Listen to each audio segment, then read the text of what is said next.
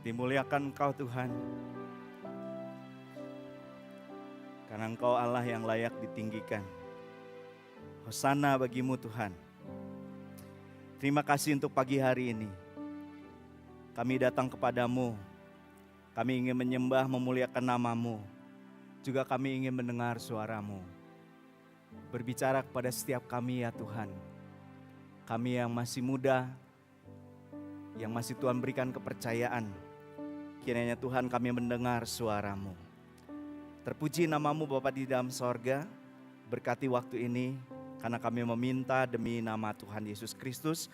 Sama-sama kita katakan amin. Mari silakan duduk. Selamat pagi semuanya.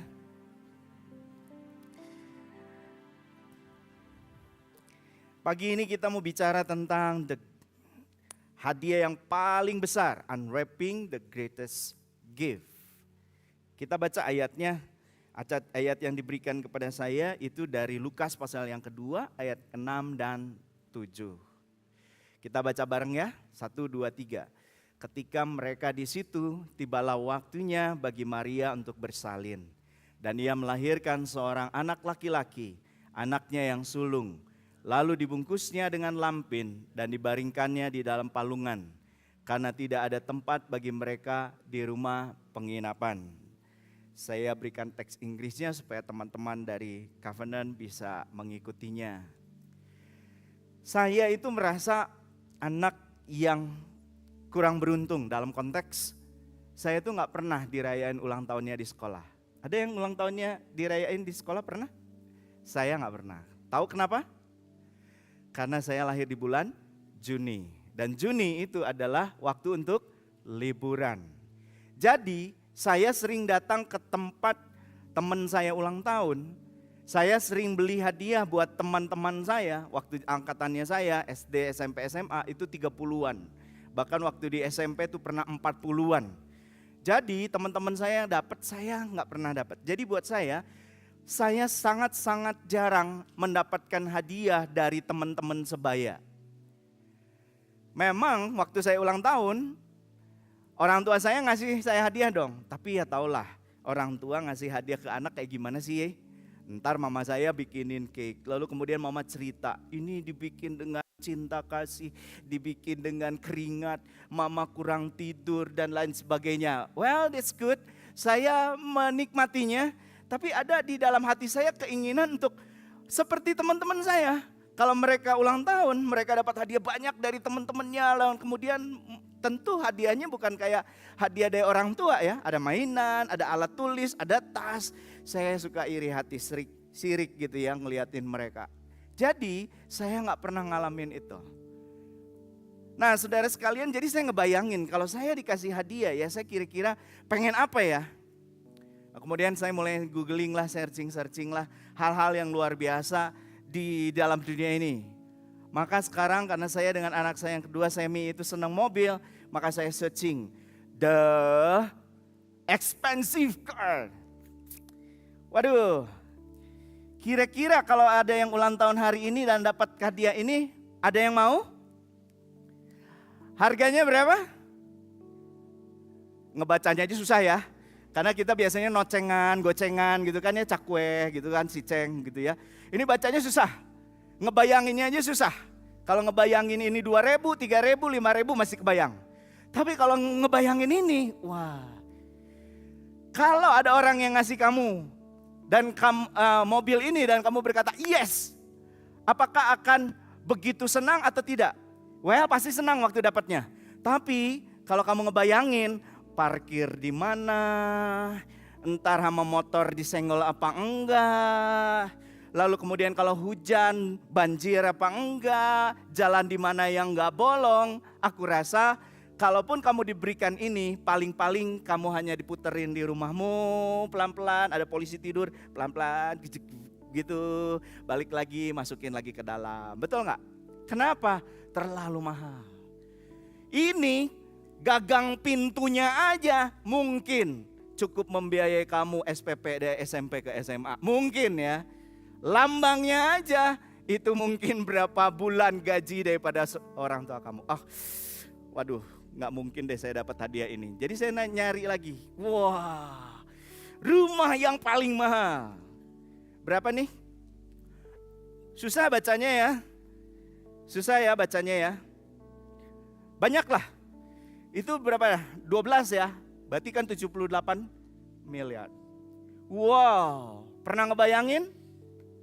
Kalau kamu masuk tempat ini yakin deh, nggak bisa makan kayak kita makan di Sudarno Street sambil hahaha, nggak mungkin. Atau kita makan santai begitu, nggak mungkin. Ada table manner-nya, ada semuanya. Jadi memang senang, menyukai, tapi ada hal-hal tertentu yang membuat kita nggak bebas, betul ya? Nggak ada ayam geprek, pasti nggak ada ayam geprek. Dan tapi ini belum yang paling mahal. Sebab ternyata, ini yang paling mahal bukan ya? Iya betul, ini yang paling mahal nih. Lalu kemudian saya ngebayangin lagi, kalau misalnya saya nggak suka rumah, ada orang yang ngasih benda kecil ini. Koh Inur katanya. Benda kecil ini 6 triliun loh. Kalau dibeliin kuaci, dibeliin permen sugus, wah, tempat ini penuh kali. Kita beliin cakwe, Mang berapa cakwe? 5.000 Pak. Semua berapa? Ya semua sekian ratus. Hama emang sama rumah emang berapa? Kita beli semuanya. Kalau kita dapat ini. Are you happy with dengan hadiah yang luar biasa ini? Mungkin kita bilang, waduh itu mustahil dong Pak Hendrikus. Nggak ada lah yang akan ngomong kayak begitu ke saya. Oke, tapi senang nggak dapat hadiah?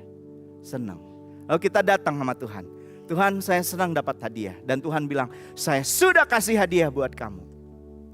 Saudara sekalian, Tuhan bilang, ayat yang tadi kita baca, hadiahnya itu ada di dalam diri Tuhan Yesus. Lalu kemudian kita berkata, kok hadiahnya Tuhan Yesus sih? Oke, Tuhan Yesus bisa membuat saya percaya kepada Allah dan kemudian saya diselamatkan. Dan kemudian nanti kalau udah mati, saya butuh hadiahnya sekarang. Nanti kalau udah mati, saya oke lah percaya Tuhan Yesus. Gini loh Pak Hendrikus, 10 menit sebelum nafas terakhir, Yesus, kan kayak penjahat di sebelahnya Tuhan Yesus ya. Udah melakukan banyak kejahatan, udah banyak melakukan hal-hal yang buruk, disalib, kemudian di detik-detik terakhir, di menit-menit terakhir hidupnya, dia percaya Yesus dan kemudian Yesus bilang, hari ini juga kamu akan ada di Firdaus bersama dengan aku. Wah, tapi jangan salah. Di sepanjang sejarah Alkitab hanya satu yang cerita begitu. Dari sekian juta orang hanya ada satu. Apakah kamu yakin menjadi orang yang satu itu? So then, maka Alkitab bilang bahwa hadiah yang terbesar yang Tuhan bisa berikan kepada saya dan saudara itu adalah juru selamat. Sebab saya dan saudara kalau tanpa juru selamat ini udah pasti tempatnya. Udah pasti destinasi kita. Mati kita masuk neraka. Pak Hendrikus kalau neraka nanti kan bisa ketemu dengan orang-orang yang keren, artis-artis yang keren, yang nggak cinta Tuhan Yesus. Waktu zamannya saya itu, kalau misalnya kita masuk neraka, kita akan ketemu heavy metal, Metallica, Black Sabbath, dan kemudian kita buat konser di sana. Itu bukan neraka. Kalau yang disebut dengan neraka di dalam Alkitab, di situ hanya ada tangisan, kesakitan yang nggak pernah bisa berakhir. Di sana hanya ada rasa-rasa kepedihan, kepahitan. Kamu pernah merasa pahit karena putus pacar, di sana lebih. Kalau kamu pernah ngerasa sakit karena mungkin kena virus tertentu, di sana lebih. Waktu mau COVID, kamu pernah kena dan kemudian kamu susah nafas, di sana lebih. Kalau yang dapat COVID, kemudian susah nafas disembuhkan atau susah nafas kemudian mati masih mending. Di sana nggak mati. Alkitab bilang begitu. Itu sebabnya Tuhan gak suka, gak senang, gak ingin saya dan kamu masuk neraka. Sebab Tuhan tahu neraka itu adalah tempat yang paling tidak menyenangkan. Dia sayang sama saya, dia sayang sama kamu. Karena itu dia berpikir dan merencanakan gimana caranya supaya saya dan kamu gak kesana. Sebab sejak Kejadian pasal yang ketiga manusia jatuh dalam dosa, maka saya dan saudara betapapun baiknya, betapapun pintarnya, betapapun kayanya, saya pasti masuk ke sana. Maka Tuhan di sorga memikirkan saya dan saudara. Dia mencintai saya dan saudara dan tidak ingin saya dan saudara ada di neraka itu. Lalu kemudian dia kasih solusi.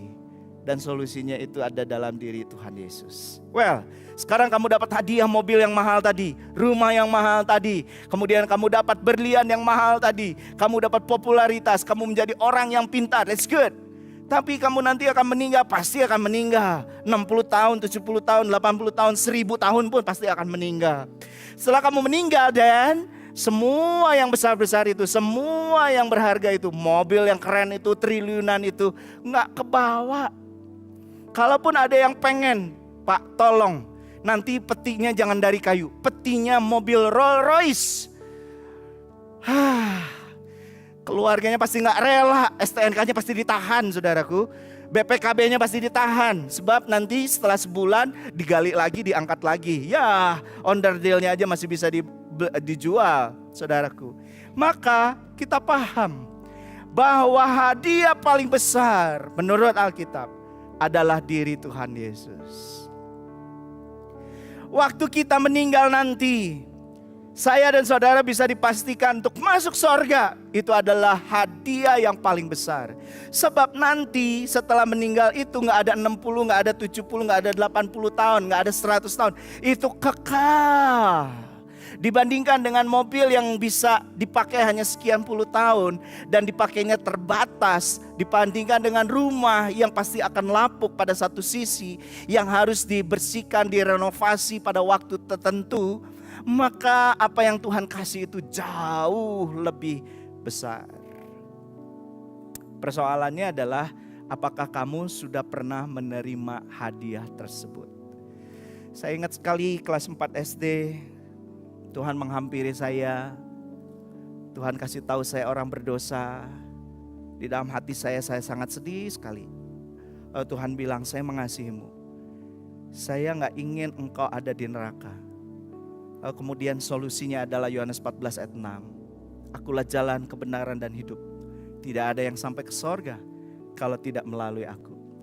Maka malam itu kelas 4 SD di Saparua, di lapangan basketnya, saya berlutut. Minta Tuhan mengampuni dosa saya. Minta Tuhan masuk dalam hati saya. First time in my life I asked Jesus to come into my heart. Dan hari itu saya ngerasain sesuatu yang hangat dalam hati saya. Dan sejak saat itu saya punya keyakinan kapanpun saya meninggal, saya akan ada di sorga. Umur 13, saya sedang tidur. Tiba-tiba entah itu mimpi, entah itu apa, gak ngerti. Saya seperti melihat diri saya dari kejauhan. Saya masih ingat, saya waktu itu melihat balai kota, lalu di situ ada gereja Bethel, di depannya ada bank BI, di samping sana ada Powel Tabes, dan kemudian saya melihat itu dari atas. Saya melihat diri saya. Entah sadar apa enggak saya berkata, aduh Tuhan, ini usianya kok masih terlalu muda ya. Nenek saya aja, kakek saya aja belum. Mereka yang udah bau tanah aja belum ya. Masa saya sih? Tapi kemudian di dalam waktu-waktu itu Tuhan menghibur saya. Tapi kan kamu kan tahu setelah ini kamu kemana. Lalu Yohanes 14 ayat yang ke-6 itu kembali berbisik di dalam hati saya. Akulah jalan, kebenaran dan hidup. Dan sejak saat itu saya gak merasa ragu kemana saya akan pergi setelah meninggal. Walaupun kalau misalnya kalian nanya, Kohen mau meninggal hari ini? Jelas-jelas jawabannya enggak dong. Iya kan? Tapi saudara sekalian, kalau masih ada kesempatan waktunya kan masih bisa berkarya. Tapi maksudnya saya ketika waktu itu datang dan pasti datang, saya sudah tahu saya akan kemana. Bagaimana dengan kamu? Apakah kamu pernah menerima hadiah yang terbesar yang diberikan oleh Tuhan? Tuhan, aku gak pernah punya uang banyak. Tuhan, aku gak pernah seperti teman-teman yang lain. Tuhan, aku gak sepintar yang lain. Tuhan akan berkata, ya kalau kamu mungkin berusaha, kamu akan dapatkan itu. Well, but I give you, saya memberikan kepadamu hadiah yang paling besar. Setelah itu kamu akan melihat akibatnya ketika kamu meyakini bahwa kamu punya hidup yang benar dan hidup yang kekal di dalam Yesus. Saya mau break dulu di sini karena saya mau mendengar suara dari anak-anak muda. Salah satunya dari seorang dari tim dari Covenant, Saudara Clifton. Clifton akan berbagi kepada kita tentang bagaimana dia juga memiliki pengalaman pribadi dengan Tuhan Yesus dan kemudian apa yang dia pikirkan. Dan saya meminta anak saya, Semi, untuk bantu untuk menerjemahkan. Silakan ya. Boleh beri tepuk tangan buat Clifton. Would you like to introduce yourself and maybe your grade in your school? Yeah. Mereka 4 hari pelayanan dengan OSIS SMP Gamaliel dan kita mengalami hal yang luar biasa. Di situ ada breakthrough kecil dan kita bersyukur untuk kemuliaan Tuhan itu. Please.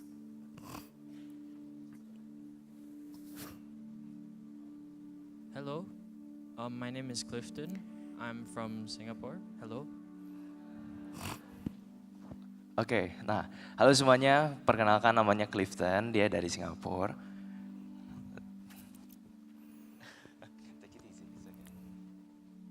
And today I'd like to share my story a bit. Oke, nah dan hari ini dia punya kesempatan buat kasih sharing satu cerita. Okay, so sometimes I cry by myself in my room. Jadi kadang-kadang dia berdiam diri di kamarnya. And I have no clue why it happens. These happen on emotionally tiring days or when I have a lot of things on my mind. Jadi hal ini tuh terjadi ketika dia lagi ada emosi yang lagi mendalam, ada lagi tekanan hidup gitu. And during these times, I'll just ask in a tearful voice to God. Dan dalam waktu-waktu ini dia bertanya kepada Tuhan, what is your plan for me? apa rencana Tuhan sih buat aku? Why do I feel this way? Kenapa aku harus ngerasain seperti ini? And God just help me get out of this. Dan Tuhan membantu dia untuk keluar dari momen itu. And then that's when I just feel God come into my room. Dan dia minta Tuhan untuk datang ke kamarnya. Give me something like a hug, a very nice warm hug. Berikan saya mungkin seperti pelukan Tuhan. And everything just fades away. Ya, dan ya itu hal itu terjadi. The sense of calm and peace that I get is really amazing. Perasaan tenang, damai yang dia terima itu rasanya keren banget. And it's just the fact that God is there. Dan itu adalah salah satu tanda Tuhan ada di situ. That He is here with me. Kalau dia itu ya peduli sama dia. And even if He doesn't say anything, I just feel so comforted. Dan walaupun mungkin sepertinya Tuhan gak ngomong apa-apa ke Clifton, tapi dia tetap percaya Tuhan ada.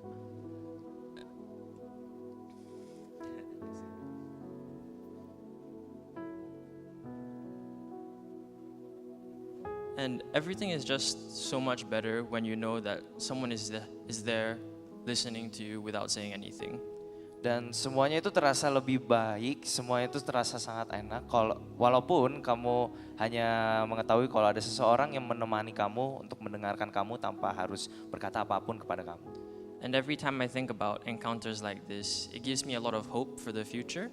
Dan setiap kali dia memikirkan akan hal ini, itu memberikan sebuah pengharapan terhadap masa depan. And hope that everything will be alright. Dan pengharapan bahwa semuanya akan baik-baik aja. Thank you. Thank you. Terima kasih. Thank you Clifton, thank you. Thank you, bis. Yeah, thank you.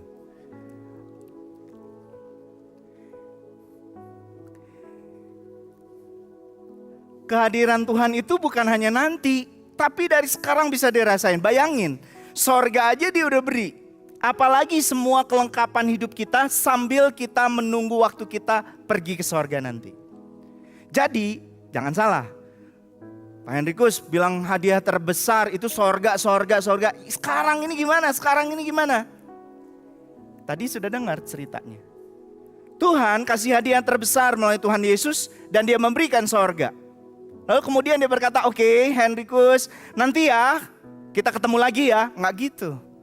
Kalau dia udah kasih sorga, saudara sekalian, maka hidup kita yang sekarang Dia berikan semua yang dimaksud, semua yang dirasakan di dalam sorga. Tadi yang dirasakan, peace. Di tengah badai, di tengah persoalan, di tengah hal-hal yang tidak bisa diselesaikan, hal-hal yang mustahil. Tapi ada peace, ada damai sejahtera. Di sini tidak ada hal yang memberikan dasar buat kita berharap. Tapi kita somehow dengan caranya sendiri, Tuhan connect kita kepada tujuan yang di akhir sana. Dan kemudian kita berharap seperti orang Majus. Jauh di sana, tapi ngelihat bintang. Lalu kemudian mereka lihat di sana ada raja. Somehow kita punya persoalan di sini. Mungkin sakit penyakit, mungkin orang tua yang bermasalah, mungkin studi kita, mungkin hal-hal yang kita bilang masa depan yang tidak menentu. Tapi karena kita sudah dapatkan hadiah yang terbesar Yesus itu, maka kita seperti ngelihat satu sinar yang jauh di sana yang membuat kita terus bertahan. Ada satu lagu sebenarnya saya ragu untuk memasangnya di sini karena nggak tahu kalau aturan streaming sekarang gimana ya, mesti minta izin atau enggak, saya nggak tahu. Tapi lagu itu kalian bisa cari, judulnya adalah One Day. Dan lagu itu cerita bahwa satu hari nanti saya akan pulang ke rumah Bapa di sorga. Wow, dia bilang, anak muda nih yang nyanyi. Bayangin, tahu nggak? Waktu ntar saya mati dan kamu juga pasti mati. Ntar waktu saya mati saya pulang ke Bapa di sorga. Di rumah Bapa di sorga. Wow, itu luar biasa. Karena itu saya menikmati hidup saat ini. Karena saya tahu saya akan pulang ke rumah Bapa di sorga. Sekarang saya bekerja, sekarang saya studi, sekarang saya menanggung semua ini yang sementara. Tapi saya punya kekuatan sebab saya mau pulang ke rumah Bapa di sorga. Kalimatnya, one day I'm going home. Wah, dengan suara yang nikmat sekali saudaraku. Aku sangat menikmati pujian itu. Sebab saya tahu one day I'm going home. Dan Bapa di sorga di sana sudah menantinya. Dan Bapa di sorga di situ sudah siap memeluk saya. Sesuatu yang saya rindukan dari dalam hidup saya saat ini.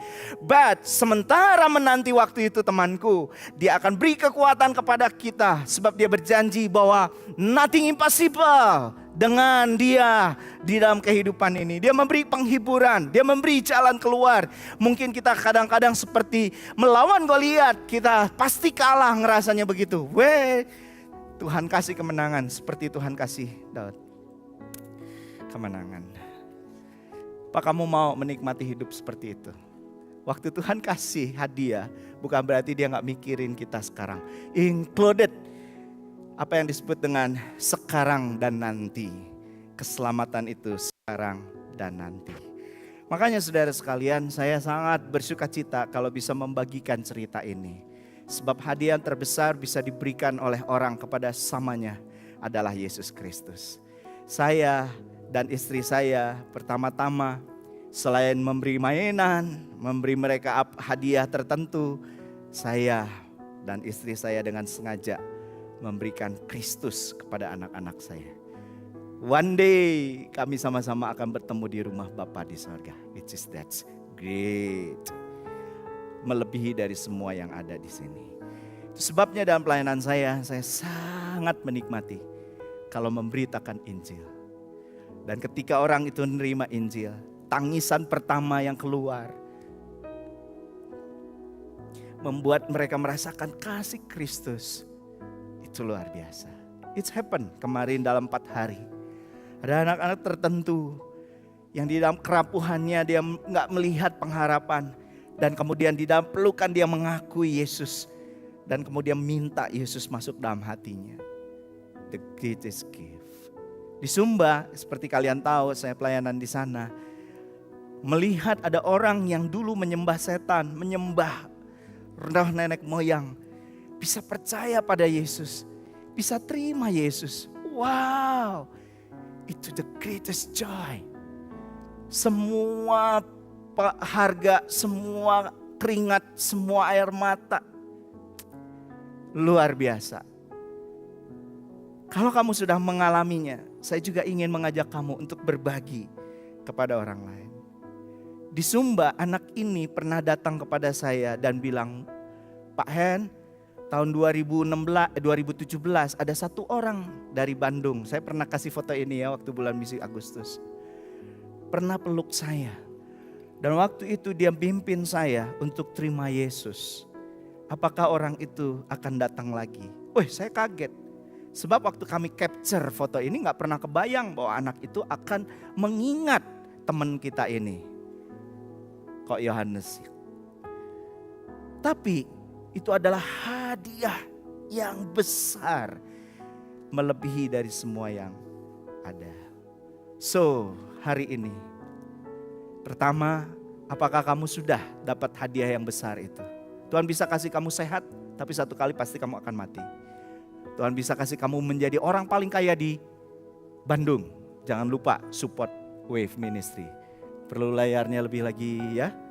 Perlu layarnya. Saya pernah khotbah di satu tempat. Siapa yang mau duit 14 miliar? Wow, banyak yang bilang. Pak, saya mau doain Bapak untuk 14 miliar. Boleh nggak? Boleh Pak. Dia langsung mau berdiri. Tapi bentar Pak, kalau nanti udah dapat tolong perpuluhannya buat gereja ya. Langsung ciut dia. LED-nya tolong dibenerin ya Pak, langsung ciut dia ya. Tuhan bisa kasih kamu kaya. Tuhan bisa kasih kamu pintar. S3-nya berapa banyak. Tuhan bisa kasih kamu apa saja. Tapi itu sementara selama kamu hidup di dunia ini. Kamu bisa minta sama Tuhan pacar paling baik, pacar paling lembut, pacar paling kaya, pacar paling mengerti. Tapi itu sementara saja. Satu kali kamu akan tertawa karena kamu tidak menikah dengan orang yang kamu pikir the one and then only. But setelah kamu terima itu, maukah kamu berbagi buat orang lain? Lihat betapa besar karunia Allah itu. Waktu Dia mengizinkan saya dan kamu disebut anak-anak Allah di dalam Tuhan Yesus Kristus. Kita berdoa yuk.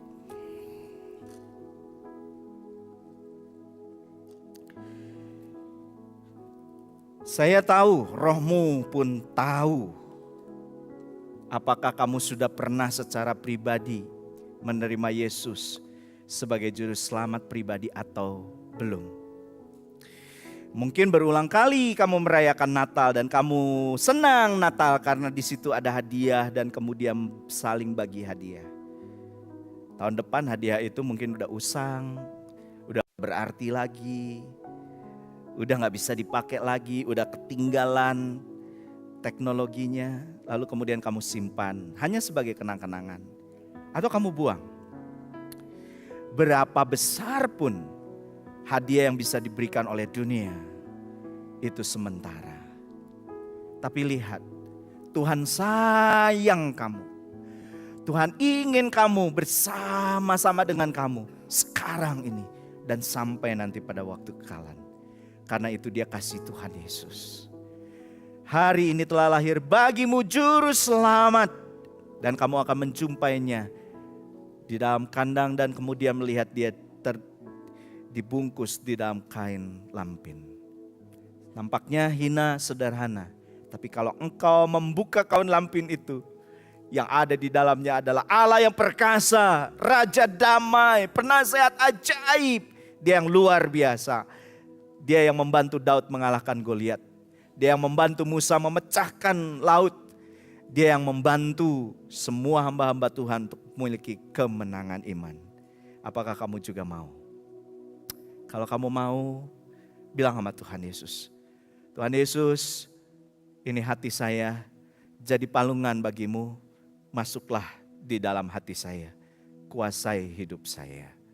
Dan saya berdoa sejak saat itu, biarlah Yesus menjadi Tuhan dan Juru Selamat pribadimu, menjadi Raja di dalam hidupmu.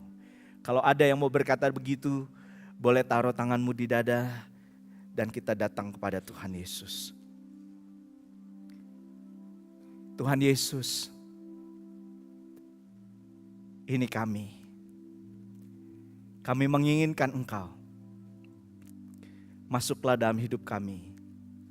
Menjadi Tuhan. Menjadi juru selamat pribadi kami. Kami tahu kami enggak layak.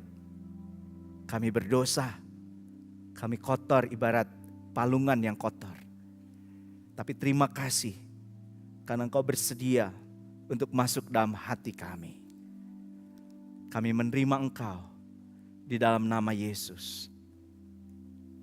Dan bagi kamu yang berkata, ya saya sudah mengalaminya dan kemudian saya sekarang terpanggil, tertantang. Gimana saya untuk membagikannya buat orang lain? Saya dan kamu tidak ditugaskan untuk mengubah hati orang. Yang bisa mengubah hati orang itu adalah Tuhan sendiri.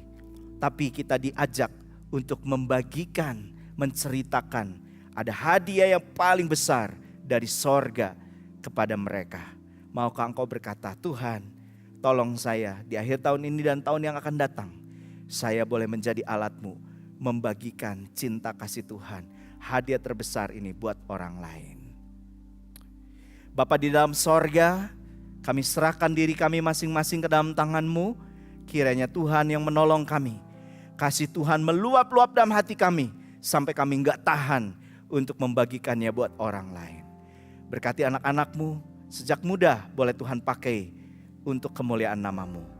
Berkati mereka yang meminta Yesus masuk dalam hati mereka secara pribadi. Tolong mereka untuk bertumbuh. Temukan mereka dengan seorang mentor yang bisa mendampingi mereka untuk bertumbuh di dalam Engkau. Terpuji nama-Mu. Kami mau menyambut Natal dengan sukacita, karena kami tahu bahwa Engkaulah yang hadir. Dan itu adalah hadiah terbesar bagi setiap kami. Segala kemuliaan hanya bagi-Mu. Demi nama Yesus kami berdoa dan mengucap syukur. Sama-sama kita katakan, amin.